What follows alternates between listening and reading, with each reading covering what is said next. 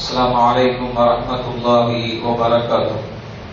الحمد لله والصلاة والسلام على رسول الله وعلى آله وأصحابه حزب الله. கண்ணியத்திற்குரிய அல்லாஹ்வினுடையவர்களே, நாம் தொடர்ந்து இந்த அதிகாலை சிந்தனை வழியாக அண்ணல் நபி ஸல்லல்லாஹு அலைஹி வஸல்லம் அவர்களின் அருமை வரலாற்றை அதன் படிப்பினைகளோடு பார்த்து வருகிறோம். நேற்றைய தினம் மக்காவில் இஸ்லாத்தை ஏற்றுக்கொண்ட முஸ்லிம்கள் பெரும் துயரத்திற்கும் துன்பத்திற்கும் ஆளாக்கப்பட்ட போது நபித்துவத்தின் 5ஆம் ஆண்டு நபிகள் நாயகம் ஸல்லல்லாஹு அலைஹி வஸல்லம் அவர்கள் முஸ்லிம்களை ஒரு குழுவை அபிசீனியாவுக்கு நீங்கள் நாடு துறந்து செல்லுங்கள் என்று சொன்னார்கள்.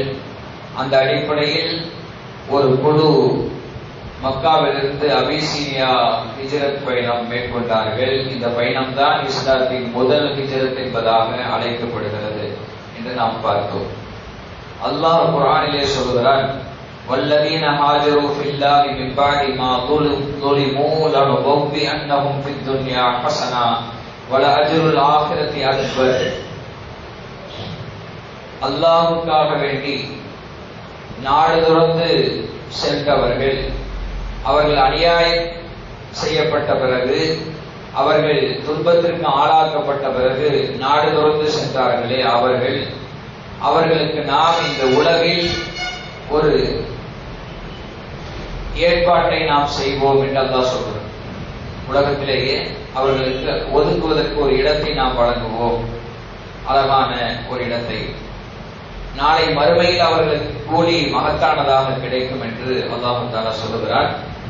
கத்தாதா ரலியல்லாஹு அன்ஹு சொல்கிறார்கள், இந்த வசனத்தில் அல் முராது அஸ்ஹாபுன் நபி ஸல்லல்லாஹு அலைஹி வஸல்லம், இந்த வசனத்தில் நபிகள் நாயகம் ஸல்லல்லாஹு அலைஹி வஸல்லம் தோழர்களாகிய சஹாபாக்கள் குறித்து சொல்லப்படுகிறது. அவர்கள் யார் என்றால், லலமஹுல் முஷ்ரிகூன பி மக்கா, மக்காவில் முஷ்ரிக்கான காஃபிர்கள், முஷ்ரிக்குகள், இணை வைப்பாளர்கள் அவர்களுக்கு அநியாயம் செய்தார்கள். வஅக்ரஜூஹும் ஹத்தா லஹிக மா, அதாவது அவர்கள் வெளியேறி சென்றார்கள் ஹபஷாவுக்கு. அவர்கள் ஒரு லஹிக தாயிஃபத்தும் மின்ஹும் பில் ஹபஷா, ஹபஷாவுக்கு அவர்களிலிருந்து ஒரு குழு போய் சேர்ந்தார்கள். ثم بوأهم الله تعالى دار الهجرة وجعل لهم أنصارا من المؤمنين. அல்லாஹ் தஆலா அங்கே அவர்களுக்கு ஒரு தங்குமிடத்தை ஏற்படுத்தினான். அங்கே முஃமின்களுக்கு உபகாரிகளாக, உதவியாளர்களாக, அன்சாரிகளாக இருக்கிற ஒரு கூட்டத்தை அல்லாஹ் தஆலா அங்கே ஹபஷாவிலே, அபிசீனியாவிலே ஏற்படுத்தினான் என்று கத்தாதா ரலியல்லாஹு அன்ஹு சொல்கிறார். நபித்துவத்தின் 5ஆம் ஆண்டில் சஹாபாக்களின் முதல் குழு அபிசீனியாவுக்கு புலம்பெயர்ந்து சென்றார்கள். இந்த முதலாக ஹிஜ்ரத் செய்தவர்களில் 12 ஆண்களும் 4 பெண்களும் இருந்தார்கள். அந்த குழுவுக்கு உஸ்மான் இப்னு அஃபான் ரலியல்லாஹு அன்ஹு அவர்கள் தலைமை தாங்கினார்கள். நபிகள் நாயகம் ஸல்லல்லாஹு அலைஹி வஸல்லம் மருமகனார் 3வது கலீஃபா உஸ்மான் இப்னு அஃபான் ரலியல்லாஹு அன்ஹு அவர்கள் தலைமை தாங்கி சென்றார்கள். அவருடன் பெருமானார் ஸல்லல்லாஹு அலைஹி வஸல்லம் மகளாகிய ருபையா ரலியல்லாஹு அன்ஹா அவர்களும் அந்த ஹிஜ்ரத் பயணத்தில் உடன் இருந்தார்கள். அவர்களும் ஹிஜ்ரத் செய்தார்கள். அப்படி அவர்கள் நாடு துறந்த அபிசீனியாவுக்கு செல்கிற போது எதிரிகள் கண்டுபிடித்து விடாமல் இருப்பதற்காக வேண்டி ஜித்தா வழியாக கடலை நோக்கி புறப்பட்டார்கள். அந்த கடலில் அபிசீனியாவுக்கு பயணத்திற்கு தயாராக இருந்த 2 கப்பல்கள் இருந்தது.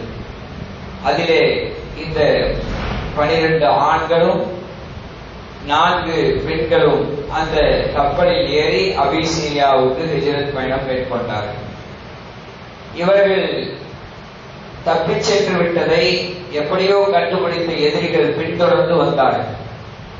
பின்தொடர்ந்து வந்த அந்த எதிரிகளால் கப்பலில் ஏறி சென்ற அந்த குழுவை அவர்களால் பிடிக்க முடியவில்லை. அதனால் அவர்கள் தோல்வி முகத்தோடு திரும்பி வந்து விட்டார்கள். முஸ்லிம்கள் அபிசீனியாவிலே பாதுகாப்பையும் நிம்மதியையும் பெற்றார்கள். அபிசீனிய மன்னர் நஜ்ஜாஷி ரஹ்மத்துல்லாஹி ரலியல்லாஹு அன்ஹு அவர்கள் விருந்தோம்பலிலும் மரியாதை தருவதிலும் சிறப்பாக செயல்பட்டார். என்றால் நபிகள் நாயகம் ஸல்லல்லாஹு அலைஹி வஸல்லம் அனுப்புகிற போதே சொன்னார்கள், அன்னபி ஆரதில் ஹபஷதி லா யுல் மலிகன் லா யுதலமு இன்தஹு அஹதுன். அபிசீனியாவிலே ஒரு மன்னர் இருக்கிறார், அவர் யாருக்கும் அநியாயம் செய்ய மாட்டார், அவரிடத்திலிருந்து யாரும் அநியாயத்தை பெற்றுக் கொள்ள மாட்டீர்கள் என்று நஜ்ஜாஷி மன்னர் குறித்து நபிகள் நாயகம் ஸல்லல்லாஹு அலைஹி வஸல்லம் அவர்கள் போர் தொடுத்திருந்தார். அதனால் முஸ்லிம்கள் அங்கே போய் நிம்மதியாக இருந்தார். அதுபோல் அங்கே யாருக்கும் அநீதி இழைக்கப்படவில்லை. இந்த ஹிஜ்ரத் பயணத்தில் நமக்கு 3 விதமான செய்திகள் இருக்கிறது. முதலாவது என்னவென்றால் அஸ்ஸப்ரு அலல் பலா. முதலில் 5 ஆண்டு காலம் முஸ்லிம்கள் அவர்கள் பல்வேறு விதமான துன்பங்களுக்கும் நெருக்கடிகளுக்கும் ஆளாக்கப்பட்ட போது பொறுமையை மேற்கொண்டார்கள்.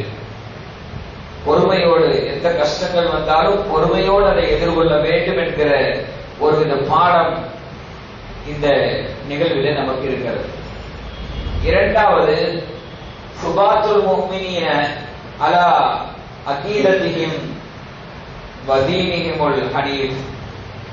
இரண்டாவது, என்னதான் கஷ்டம் வந்தாலும் என்னதான் தாக்குதலுக்கு உள்ளாக்கப்பட்டாலும் தாங்கள் கடைபிடித்திருக்கிற அந்த சத்திய சன்மார்க்கத்திலே உறுதியாக மோமின்கள் இருந்தார்கள். மோமின்கள் அப்படித்தான் இருக்க வேண்டும், எந்த சூழ்நிலையிலும் மதம் மாறி சென்று விடக்கூடாது என்கிற ஒரு பாடமும் இந்த நிகழ்விலே நமக்கு இருக்கிறது.